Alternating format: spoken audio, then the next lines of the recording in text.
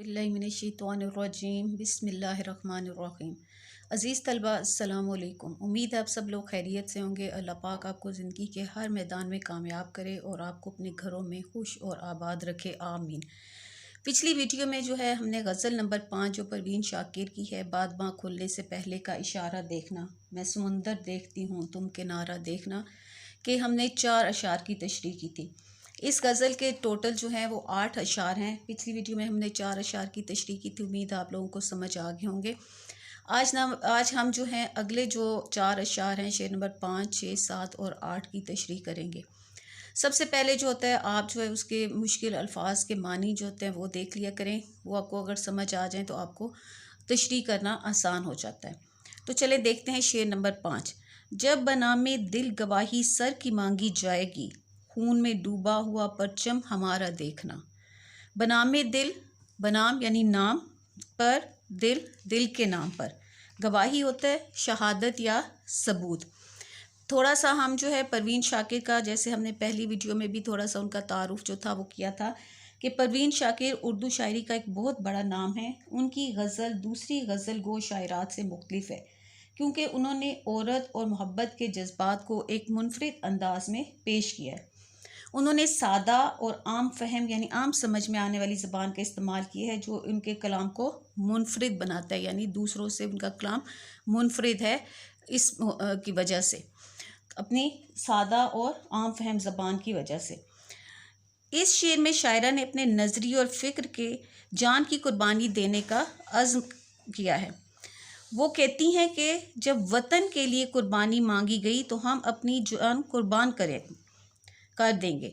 शायरा इसारो कुर्बानी से सरशार जज्बात का इजहार करते हुए कहती हैं कि अगर वतन की खातिर या असूलो अकीदे की खातिर जान की कुर्बान भी देनी पड़ी तो हम उससे इनकार नहीं करेंगे, क्योंकि असूलों और ज़मीर का सौदा किसी तरह मुमकिन नहीं। अपने वतन की इज़्ज़त व नामूस के लिए अपने खून का आखिरी कतरा तक बहा देंगे। शायरा ने इस शेर में कुर्बानी, जद्दोजहद और उसके सबूत की अहमियत बयान की है। पहले मिसरे में शायरा कहती हैं कि जब मोहब्बत या किसी मकसद के नाम पर सर की कुर्बानी यानी जान की कुर्बानी मांगी जाएगी, यहाँ बनामे दिल का मतलब है दिल के नाम पर या मोहब्बत की खातिर, गवाही का मतलब है शहादत या सबूत, सर की का मतलब है सर की कुर्बानी या जान की कुर्बानी। तो शायरा इस बात को जाहिर कर रही हैं कि जब किसी मकसद या मोहब्बत के नाम पर कुर्बानी मांगी जाएगी तो हम इस कुर्बानी के लिए तैयार हैं। हवाले शेर देखें। मेरे वतन की मिट्टी को सलाम, तुम्हारे इश्क की खुशबू हमेशगी का प्याम। अब दूसरे मिसरे शायरा कहती हैं कि हमारी कुर्बानियों का खून में भीगा हुआ झंडा इसकी गवाही देगा। खून में डूबा हुआ का मतलब है खून से तर या खून में भीगा हुआ। परचम का मतलब झंडा या अलम। तो शायरा इस बात को जाहिर कर रही हैं कि जब हमारी कुर्बानियों का वक्त आएगा तो हमारा झंडा खून में भीगा हुआ होगा, जो हमारी कुर्बानियों और जद्दोजहद का सबूत होगा। ये शेर जो है कुर्बानी और जद्दोजहद की एक गहरी तस्वीर कशी करता है। ये शेर हमें सिखाता है कि कुर्बानी और जद्दोजहद की राह में हमें हमेशा तैयार रहना चाहिए और हमारी कुर्बानियों का सबूत हमेशा मौजूद होगा। यानी ये शेर जो है ये वतन के लिए कुर्बानी पे उन्होंने लिखा है। इसका हवाले शेर देखें। जिस धज से कोई मक्तल में गया वो शान सलामत रहती है, ये जान तो आनी जानी है, इस जान की तो कोई बात नहीं। ये थी शेर नंबर 5 की तशरीह। अब हम शेर नंबर 6 देखते हैं। जीतने में भी जहाँ जी का ज़ियाँ पहले से है, ऐसी बाजी हारने में क्या खसारा देखना। जी का ज़ियाँ यानी दिल का नुकसान, ज़ियाँ का मतलब होता है नुकसान। जीतना यानी बाजी, जीत जाना, फतह हासिल कर लेना, कामयाबी हासिल कर लेना। तो ज़ियाँ का मतलब नुकसान, जीतना, फतह हासिल करना या कामयाबी हासिल करना। बाजी का मतलब होता है खेल, मुकाबला या शर्त। हारना, शिकस्त खाना। खसारा का भी वही होता है, ज़ियाँ या नुकसान। अब इस शेर में शायरा इस बात को बयान करती हैं कि जब कामयाबी हासिल करने में भी दिल को तकलीफ़ पहुंचती है तो ऐसे मुकाबले में शिकस्त खाने का नुकसान हो सकता है। इश्क व मोहब्बत में कामयाबी भी एक तरह की नाकामी के बराबर है। जिस जीत में भी नुकसान हो उसके हार जाने में नुकसान का क्या डर। शायरा इस शेर में बहुत गहरे जज्बात की अक्कासी करती दिखाई देती हैं।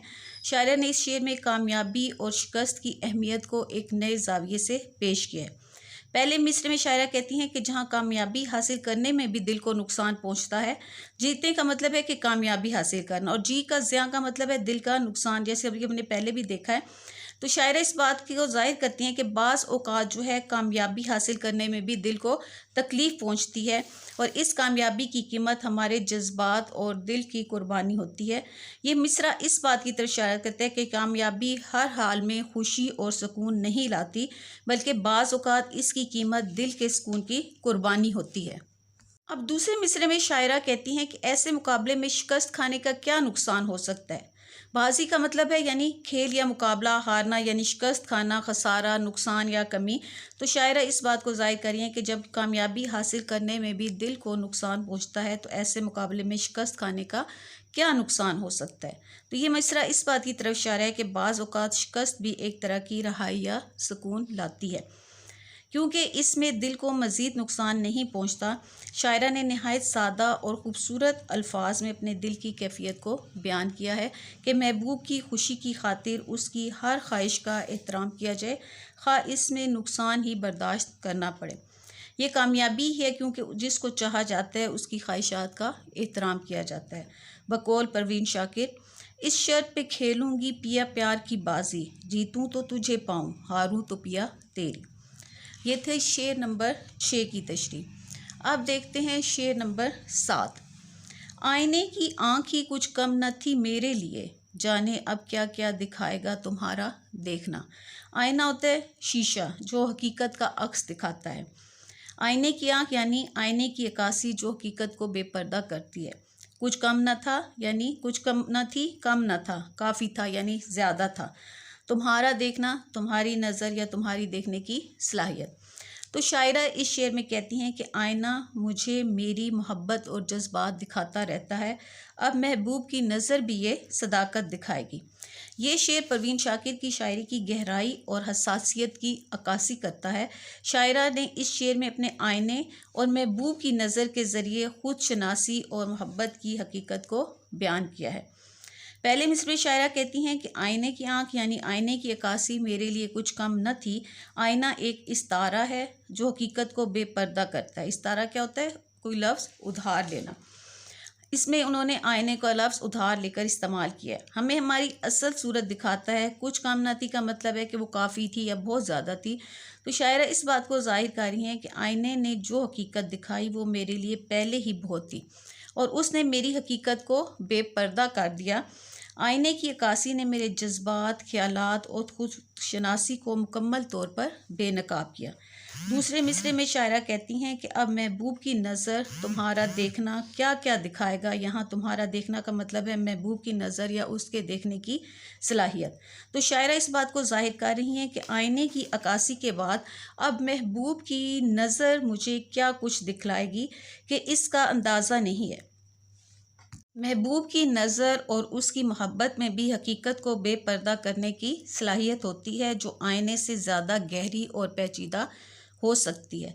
परवीन शाकिर का ये शेर खुद शनासी, हकीकत और मोहब्बत की अक्कासी की एक गहरी तस्वीर कशी करता है।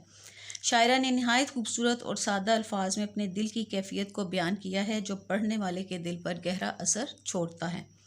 हवाले शेर देखें। ये किन नज़रों से तूने आज देखा कि तेरा देखना देखा न जाए। शेर नंबर 7 की तशरीह थी। अब देखते हैं शेर नंबर 8, जो इस गज़ल का आखिरी शेर है। एक मुश्ते खाक और वो भी हवा की जद में है, ज़िंदगी की बेबसी का इस्तारा देखना। मुश्त कहते हैं मुट्ठी को, खाक मट्टी, यानी मुट्ठी भर मट्टी। यहाँ इससे मुराद है इंसान, क्योंकि इंसान जो है वो मट्टी से बना है। जद में यानी निशाने पर या कब्ज़े में। बेबसी होता है लाचारगी या बेइख्तियार होना। इस्तारा का मतलब होता है मुस्तार लेना या उधार लेना। तो इंसान की हैसियत शायरा कहती हैं कि हैसियत मुट्ठी भर खाक की है, जो किसी भी वक्त हवा से उड़ जाए। यानी हवा चलती है तो मिट्टी जो है उड़ती है। तो कहते हैं कि इंसान भी की हैसियत ऐसी है। यानी यहाँ ये ज़िंदगी की उन्होंने मिसाल दी है कि वो कहती हैं कि ज़िंदगी की नापायदारी और इंसान के बेबस और बेख्तियार होने का जिक्र उन्होंने दिलकश अंदाज में करते हुए कहा है कि दरअसल इंसानी ज़िंदगी एक मुश्ते खाक यानी मुट्ठी भर मिट्टी के बराबर है। इंसानी ज़िंदगी को ज़रा सी मिट्टी से उन्होंने तशबीह दी है कि वो हवा की जद में है, यानी न जाने हवा का कौन सा झोंका उसे उड़ा देगा। और जो है जैसे एक चिराग ज़रा सी हवा से बुझ जाता है, और इसी तरह पानी का जो बुलबुला होता है थोड़ी देर के लिए वो बनता है और फिर हमेशा के लिए ख़त्म हो जाता है। तो इंसानी ज़िंदगी भी ऐसी ही नापायदार और आर्जी है। यानी जो शख्स इस दुनिया में आया है उसने यहाँ से चले जाना है। बकौल मीर तकी मीर, क्या भरोसा है ज़िंदगानी का, आदमी बुलबुला है पानी का। यानी जिस तरह पानी का बुलबुला बनता है पानी की सतह पर, तो इसी वो फ़ौरन ख़त्म हो जाता है। तो आदमी की ज़िंदगी भी ऐसी ही है। दूसरे मिसरे में उन्होंने कहा है कि इंसान की ज़िंदगी एक ऐसा सफ़र है जिसमें पेश आने वाले हालातों वाक़यात पर उसका ज़रा भी इख्तियार नहीं। आने वाला वक्त उसे किस सिमत में ले जाए उसे कुछ मालूम नहीं। वो बिल्कुल बेबस है। यानी ज़िंदगी बेबसी और बेख्तियार होने की मिसाल है। ये शेर हमें ज़िंदगी के हकीकी मानी पर गौर करने पर मजबूर करता है। ये हमें याद दिलाता है कि ज़िंदगी एक नेमत है और हमें इसका लुत्फ़ उठाना चाहिए। हुए नामवर बेनिशां कैसे कैसे, ज़मी खा गई आसमां कैसे कैसे। यानी यहाँ बहुत मशहूर लोग आया, लेकिन जो है उन्होंने वो इस दुनिया से चले गए कि ये ज़िंदगी नापायदार है। जो यहाँ आया है उसने एक दिन यहाँ से चले जाना है। तो ये 8 अशार की तशरीह। शाकिर की जो गज़ल है बादमां खुलने से पहले का इशारा देखना, उसके शेर नंबर 8 की तशरीह थी। यहाँ हमारी जो है सारी तशरीहात इसकी मुकम्मल हो गई हैं। उम्मीद आप लोगों को समझ आ गई होंगी। अगर किसी बच्चे को कुछ समझ ना आए तो कमेंट सेक्शन में मुझसे पूछ सकता है। अगर आप मेरे चैनल पर नए हैं तो मेरे चैनल को लाइक करें, सब्सक्राइब करें और अपने दोस्तों में शेयर भी करें, और एक अच्छा सा कमेंट लाजमी कर दिया करें।